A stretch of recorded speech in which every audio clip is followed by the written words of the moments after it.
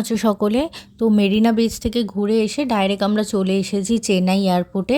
আর আমরা ভেতরে check in করে নিয়েছি। আমাদের কিন্তু ফ্লাইট আছে ভোরের বেলা, কিন্তু আমরা চলে এসেছি আগে থেকে এয়ারপোর্টে, কেননা আমাদের বেকার বাইরে থেকে লাভ নেই। তো সারাটা রাত এয়ারপোর্টে প্রায় কাটিয়ে তারপরে আমরা ভোরের ফ্লাইট নিলাম। আর তখন বেশ চারিদিকটা অন্ধকার, আর এত উপর দিয়ে সুন্দর লাগছিল দেখতে।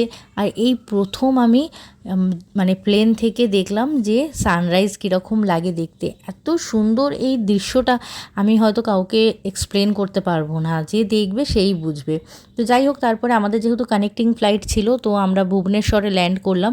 প্রথমে ভাবলাম ভুবনেশ্বরে বেরিয়ে যাই, গিয়ে একটুখানি কোথাও আশেপাশে যাব।